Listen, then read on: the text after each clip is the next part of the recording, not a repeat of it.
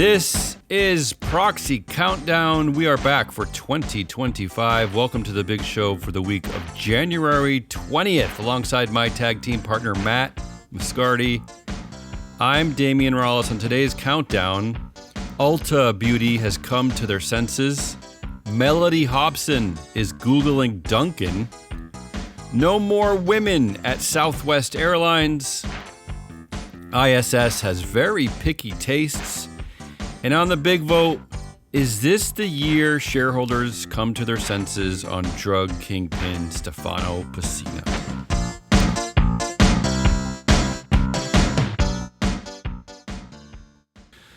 Matt, let's go over to our trade wire. We have a bunch of stories to cover since January 1st. CEO David Kimball has resigned at Ulta Beauty and has been replaced by COO Keisha Steelman. This should also correct the board's negative 7% gender gap at a company where about 80% of customers are women. JP Morgan Chase elevated Jennifer Piepszak to COO as part of a new management reshuffling, but the bank said that Jennifer does not want to succeed Jamie Dimon as CEO, making the race to replace him all the more confusing. This means that also that the man who used to be known as the hit by the bus executive, Daniel Pinto, he was the CEO. He'll be stepping down in June, so nobody knows what's going on at Goldman Sachs, at JP Morgan Chase. No one knows who's replacing Jamie. Well, Jamie doesn't have a boss. He said so himself. Well, now he has no hit by the bus Daniel Pinto to take over if he's got no another boss. Surgery. He's got no successor. Everybody wins. It's strange to appoint a COO that immediately announces that she does not want to take over. No, it's a very strange number two to have It's in usually place. Not what you do the first day you get a job. That's correct. The corporate world has lost a 95-year-old executive chair, Milton Cooper, at Kimco Realty, but don't worry too much, as he will be sticking around as chair emeritus, where there will be an envelope under his chair every year with $70,000 cash and $175,000 equity. Yeah, he's one of an elite group. There are only 81 directors in the United States that are over the age of 80 years old. So it's a little sad for him to step down. He's part of the 80. Stepping down but not going anywhere. Longtime Duke Energy CEO and chair Lynn Good. She will be resigning after more than a decade. She's being replaced by Harry Sedaris as CEO, while lead independent director Ted Craver will become independent chair. So a bit of a victory there for corporate governance, but not if you're a fan of female CEOs in the S&P 500. Two top women are stepping down at Southwest Airlines. This one confused me. CFO Tammy Romo and Chief Administration Officer Linda Rutherford are both resigning. This appears to be a win for the anti-DEI crowd, of course, but who are they going to blame now if anything goes wrong at the airlines, as there are no more women left in senior leadership positions at Southwest Airlines? Is anyone a person of color, though? I don't think so, actually. I'd have to double check on that. But I remember thinking that, and I think it's all white men. Wow, that's impressive. Where did they find all the white men that merit those positions, I wonder? Again, the most fascinating part of this to me for the anti-DEI crowd is who are they going to blame when things go wrong at companies? I really have, like black shareholders? Is that a thing? The grand dame of corporate governance, one of my favorites, is out at Starbucks. Melody Hobson, who has been chair of the audit committee. She was vice chair of the board. She was chair of the board. She was also the independent lead director. She is stepping down from Starbucks after almost 2 decades. This means now that CEO Brian Niccol will rule with an iron fist, as Melody is walking away with 22% board influence. This really is Brian Niccol's show now at Starbucks. Wow, it's just him, yeah. Kristen Riggs, President Salty Snacks of the Hershey Company, has resigned to pursue other opportunities, according to the filing. But Matt, what other opportunities could there possibly be? I mean, President Sour Pickles? Vice President Sticky Pudding? I don't get this. Why would you step down as President Salty Snacks? I don't understand this. Maybe she's a sweet tooth. Maybe she's just in the wrong division. She's been hiding it. Closeted sweet tooth. And finally, Goldman Sachs CEO Chair David Solomon and COO John Waldron each received retention grants worth $80 million just to keep doing their jobs. Matt, it seems that $39 million was not nearly enough for DJ D-Sol. I guess vinyl is expensive these days? Is that the takeaway here? He needs some more scratch? Hey, look, I don't understand this at all, considering it was a year and a half ago they were talking about firing him because he was distracted by DJing and there were not solid returns at Goldman. Now they're giving him an $80 million retention bonus. I mean, isn't this paying, an executive for work they hope they're going to do because they didn't like the work he was doing? Look, this is just another case for make sure that the people on your board, when you're CEO, make sure that they're people they're friends. They come from networks make sure they're there to rewrite compensation policies for you. If I fist bump you, do I get $80 million? Is that the way that works? Please do, yeah. Can I have half? Let's move over to our proxy cage matches. I have a feeling it's going to be a busy year with activist investors. Let's start with the first three contests I noticed. Under intense pressure from activist investor Mantle Ridge, Air Products announced that it will separate the roles of CEO and board chair, and that the current CEO and chair, Sefi Ghasemi, will step down. Matt, you notice that good corporate governance things seem to happen when activist investors get involved. They always start with like a nice little, let's separate the roles of CEO and chair, right? But only when the activists are involved. Mantle Ridge has also nominated 4 dissident directors to the Air Products board. Now, Glass Lewis supported all 4 directors, but ISS said yes to only the 3 men, but not to the black woman, Tracy McKibben. That's a little odd thing there from ISS. The vote was actually held this morning. There's no official tally out, but the preliminary tallies out of out of Air Products show that Mantle Ridge's founder, Paul Halal, Andrew Evans, and Dennis Riley have all been elected as dissident directors, while shareholders have rejected the CEO, Ghasemi, and the lead director, Edward Monser. So once again, things seem to happen when activist investors get involved. Yeah, so Glass Lewis and ISS, they supported everybody on the board last year. Why would they support is it really just... are we only considering 1 year? Like, is anyone looking at this and saying the last year was really terrible, we need to flip the entire board? Or does no one do their job until someone like Mantle Ridge comes in and says, this has been terrible for a long time and needs to change, and then everyone finally does the first bit of research? Well, the thing that throws me, too, is that, as you pointed out, they support everyone every year, and suddenly Mantle Ridge comes along. But why is ISS supports everybody every year, supports even the people that Mantle Ridge say they should nominate except the black woman? Like, why not just say yes to everybody? What are we doing here, ISS? But then you have a bunch of investors who say routinely that they do not do whatever ISS and Glass Lewis say to do. That's not the way they operate. They make their own assessments. But only when an activist is involved and ISS and Glass Lewis say they should support the activist do we see directors flip. Yeah. So is no one actually doing their job when it comes to voting? I think you know the answer to that question, Matt. The next proxy cage, activist investor Gatemore Capital Management has called for the replacement of YouGov CEO Steve Hatch based on a crappy share price, and Barrington Capital Group, owning approximately 2% of Matthews International, is nominating 3 directors to the Matthews board. Let's move over to our vote results table. It's early on in the 2025 proxy season. The only 2 large cap companies that I could find that voted were D.R. Horton and Zscaler. Nothing happened at D.R. Horton. Shareholders are happy with everything. Zscaler is a little more interesting. Shareholders narrowly passed this really shifty amendment to the company's 2018 equity incentive plan that eliminated the plan's original 10-year term, clearly just to benefit executives. Shareholders said 56% of shareholders said yes.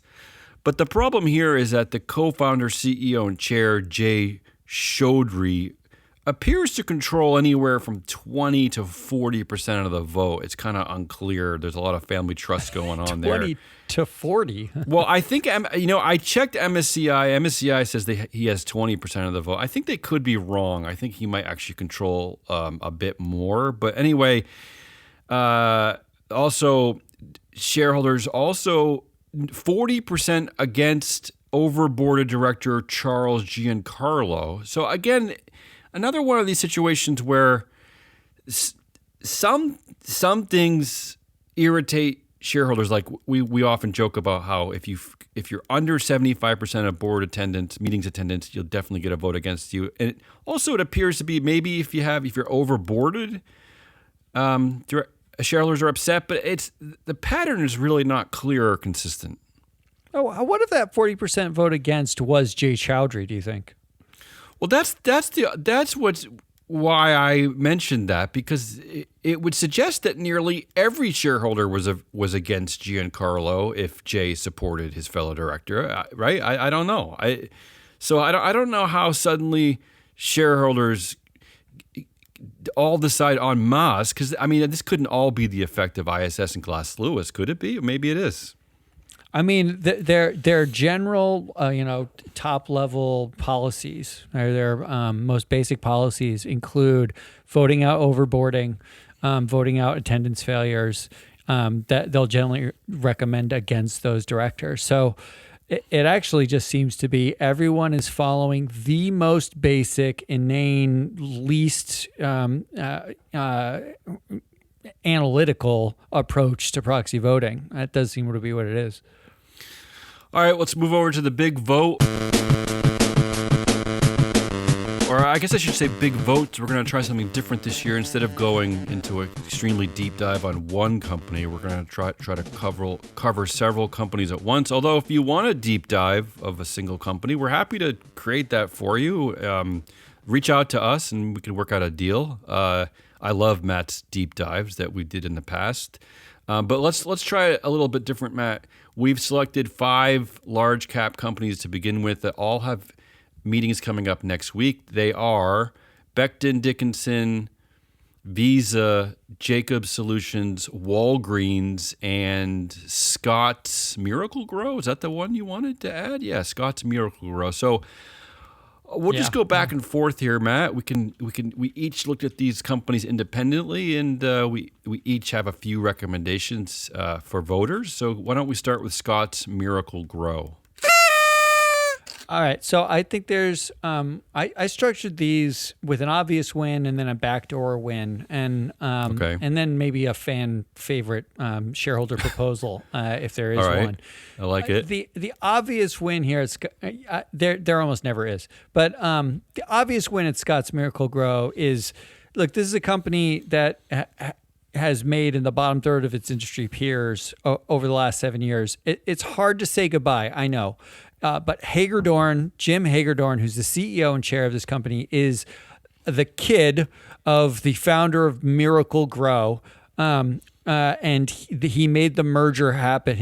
He helped make the merger happen between Miracle-Gro and Scotts in 1995. But it's 2025. It's time to ditch the Nepo baby. I know he has a significant amount of shares. I think his family owns 26% of the voting control. But this is a man who's overseen paying fines for coating bird seeds with pesticides lethal to birds. He's actually paid fines as at the head of Scott's Miracle-Gro for 11 criminal violations of insecticide regulations. So at some point you say, isn't enough? Can we move on? So I think that's the obvious win. Okay. I do have a backdoor win too. like I said, the Hagedorn family owns, a quarter of the voting control just through straight share ownership. He's not a formal dictator in the free float database, but it is a totalitarian company because of the level of control he has. It usually means that everyone in the boardroom votes in lockstep with the family, right? Like you don't vote against the family. It's like a mini mafia. It doesn't mean that you can't hold directors accountable on that board, but it usually means that investors don't. But if you wanted to send a message to a director, and we've said this before, you can find a director who sits on another board and send the message there. In this case, your backdoor win would be a vote against David Evans. David Evans is on the Cardinal Health Board. It's not a dictatorship there. So if you don't like a dictator, if you don't like a board that enables sort of the family to continue being mediocre, then you can vote against Evans someplace where you have much more leverage over him, like on Cardinal Health. And you vote against him here to send the message that, look, it's time to start, pushing back against the family.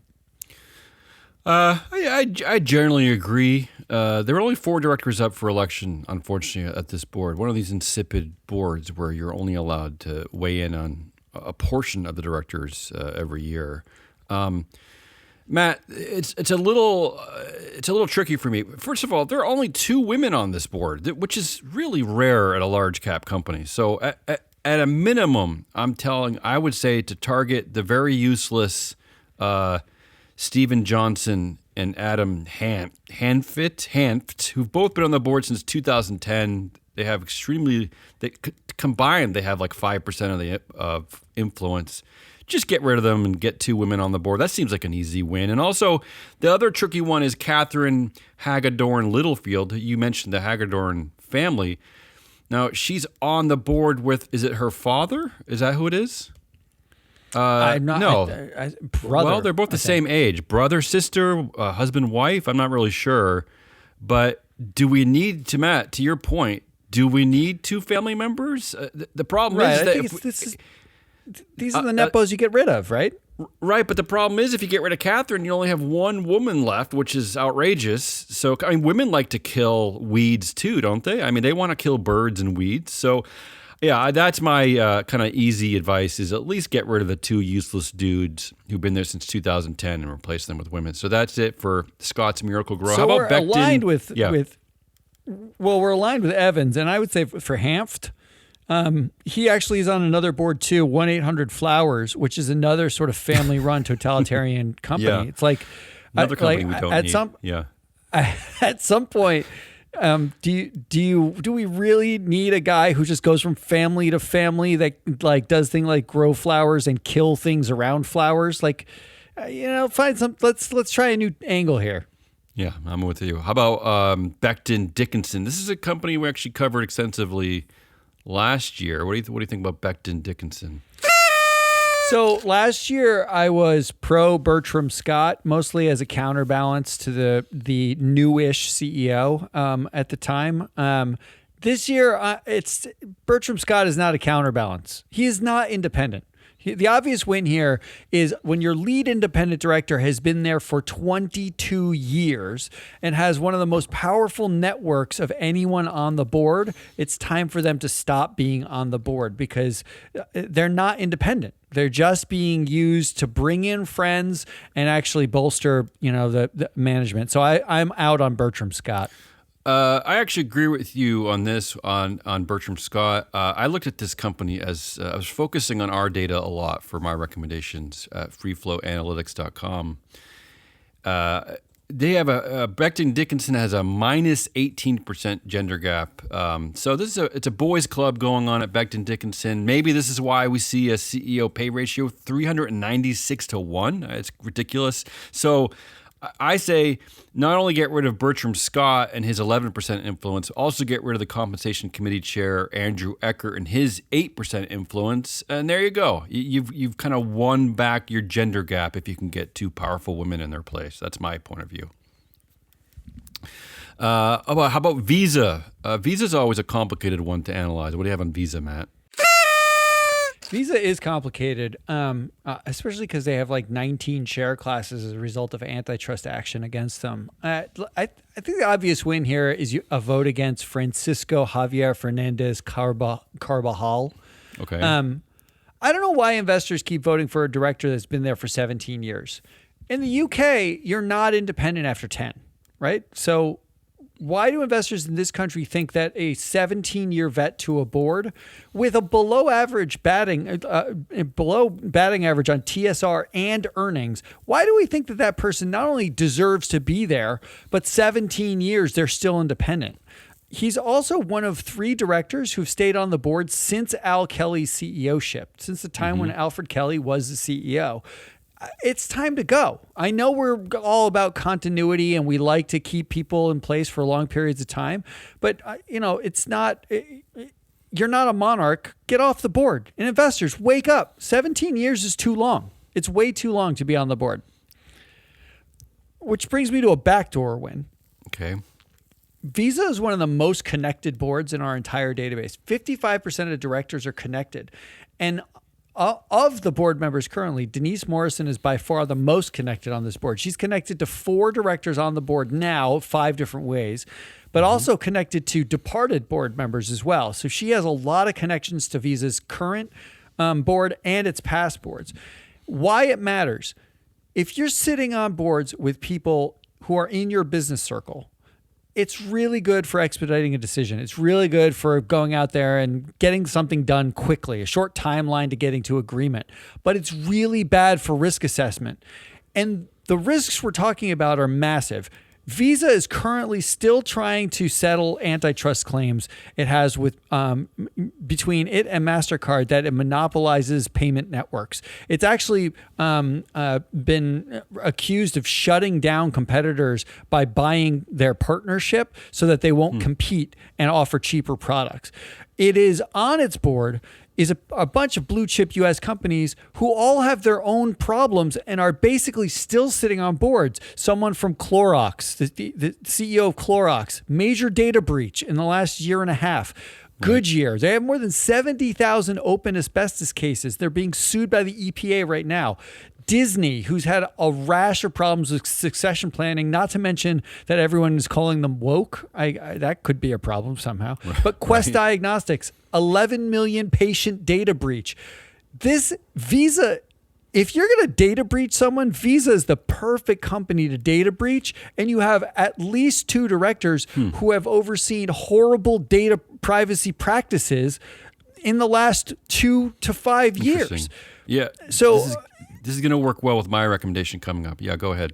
So I think Denise Morrison is a good place to start by getting rid of one of the most connected board members on the board. But really what you want to do is start to cull over time these directors who all know each other, who all come from this network that clearly doesn't value certain things. Like data privacy is a problem with these directors. Then why do we have them on the Visa board just because they know each other? That's a horrible reason. So it's time to start voting them out.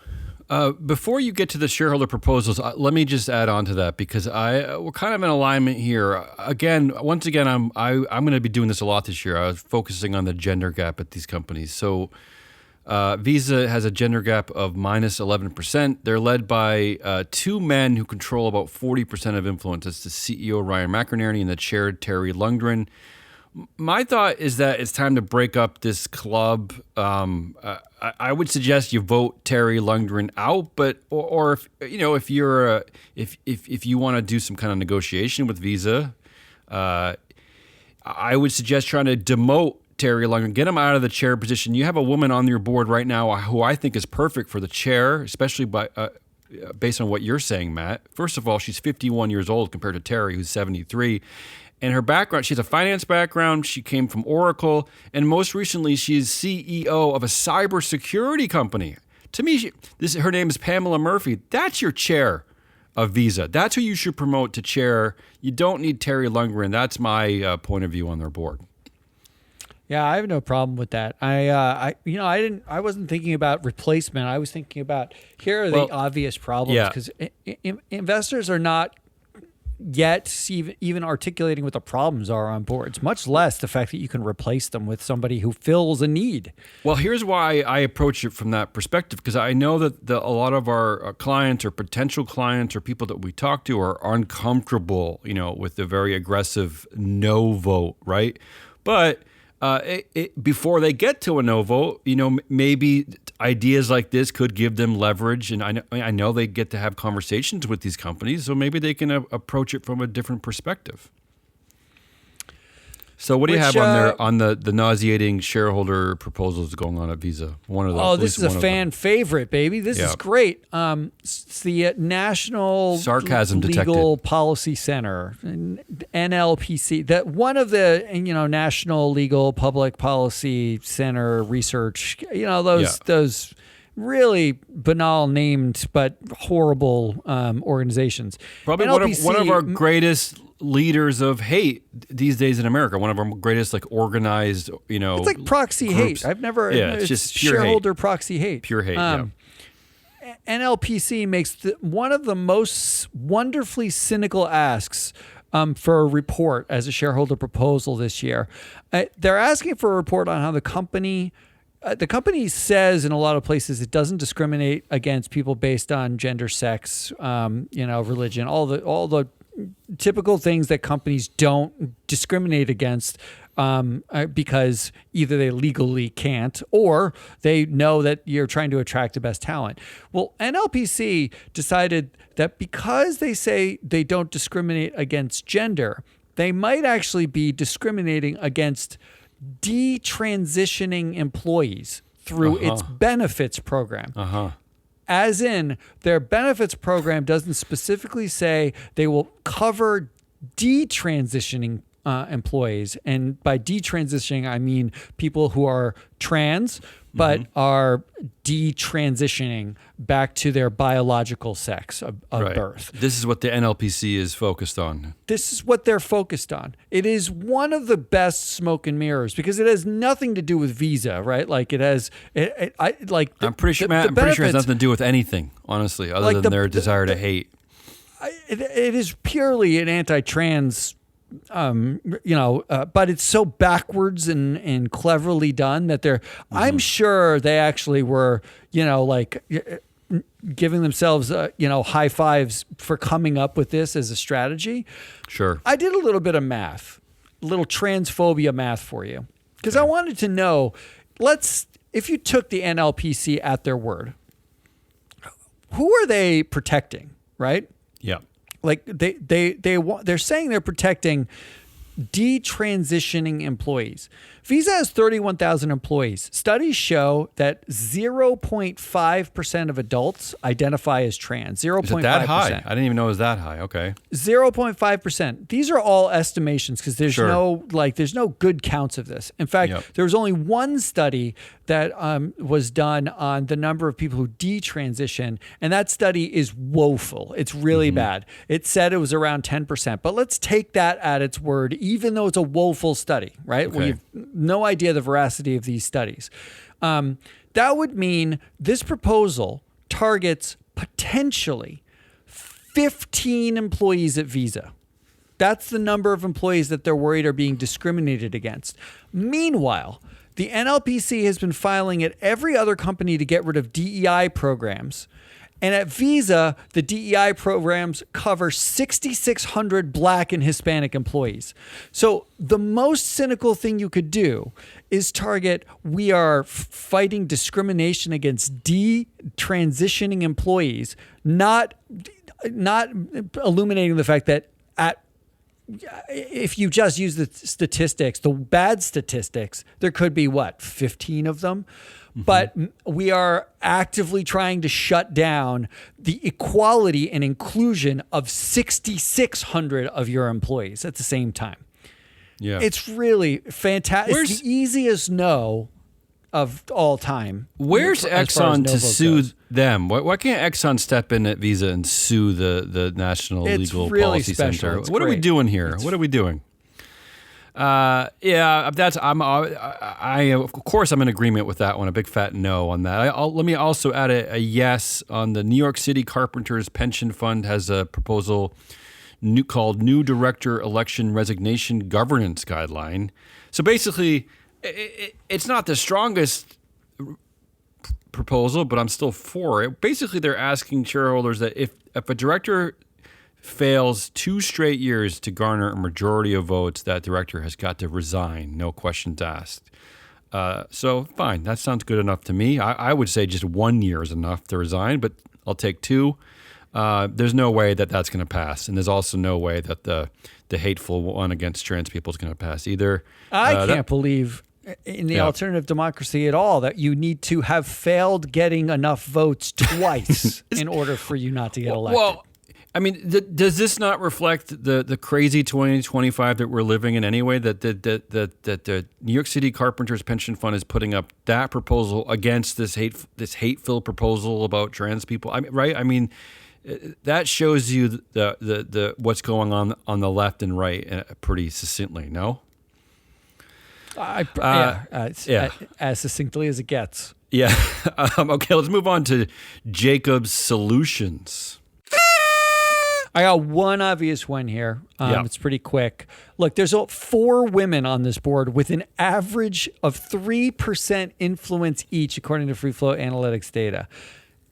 Ed Eberhardt is the head of the nominating committee. Why not put one of the 3 women there, give them more female power on the board, and find some more women to add to the board so that you can get rid of a massive 20% gender gap. So either vote out Eberhardt or engage to make a woman the head of the nominating committee and change this culture.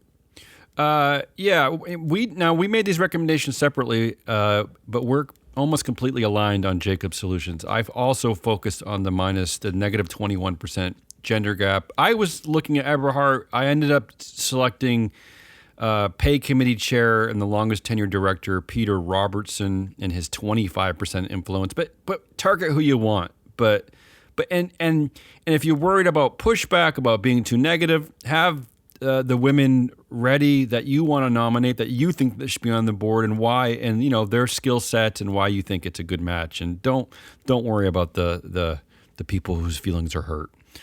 Okay, that's Jacobs Solutions. And let's end the big vote for this week on one of our favorites, Walgreens Boots Alliance. What do you have there, Matt? I mean, I think we're going to have the same thing at the top here. The obvious one is Stefano Pessina, right? Yes, he's got to go. Absolutely. Yeah. Like I said, there are 81 directors in the U.S. Over the age of 80 years old. There's 44 directors in the U.S. over the age of 80 with 50% influence or more at their companies. This is the golden age directors, right? They're basically reliving their hits, and they will not go away. They keep telling you, you do everything wrong. The average tenure of those directors is 33 years, and Pessina is among them. At some point, you have to say, is he good for this company or is he bad for this company? Well, the stock would suggest that he's bad. The company's in free fall. Pessina tapped his friend to install video ad windows on refrigerators. And then when Roz Brewer killed it, he got her fired as executive chair. She basically stepped down because of the pressure that he put on her after she killed his friend's, video ad windows. He's married to an executive of the company. He's the shadow CEO. There's no oversight here. He didn't build the company, but he gets founder treatment, huge shareholdings. So what are we doing? Vote him out. I don't know what you need to see out of Stefano Pessina to make you think that he shouldn't be voted out.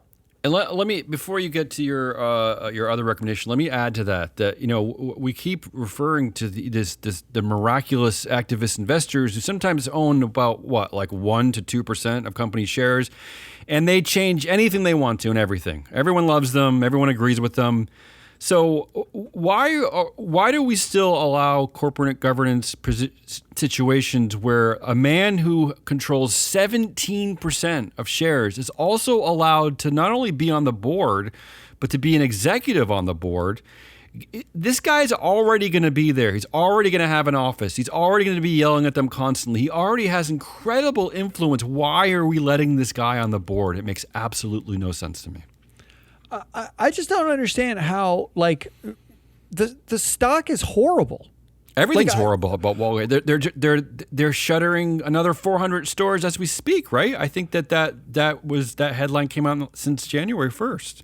In the last 5 years, the stock is down more than half. Like, what does it take? If you're an investor in Walgreens, what are you waiting for? Are you sitting around saying Stefano Pessina has been okay from what, 2011 to 2016 or something? Like, when he was good for what? For what period? The company has basically been in steady free fall since 2015. Well, I don't understand what you're waiting for. I don't know. I don't get why you like. If an activist came in and pushed against Stefano Pessina, there would be a massive movement to get him out of the company. He would lose. He would lose. And let me give you some proof why I think he would lose. Is that last year there was a shareholder proposal that said whenever possible, the chair of the board shall be an independent director. They're taking a shot at Stefano there. And 32% of shareholders supported that, which is very high for a proposal like that. There's clearly a lot of shareholders who are uncomfortable with his presence. They don't know how to do it because they refuse to vote against him. But I think you're right, Matt. I think that clearly it's time for Stefano to go. And there's the backdoor win here, too, which is there are directors who are, I think of as the Pessina enablers. There are three women who have been there for the entirety of the Pessina era: Jan Babiak, Nancy Schlichting, and Ginger Graham. And Schlichting is the pay chair, meaning she not only has been there to enable Pessina for the entire time he's been there on the board as an executive chair. But she's paying him, right? Yep. She's the one who decides what he gets in salary. And I think he's the second highest paid employee at the company, right? I think so.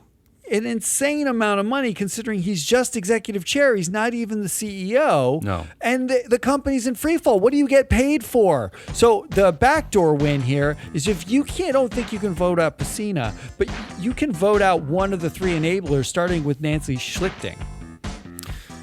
All right. That's it.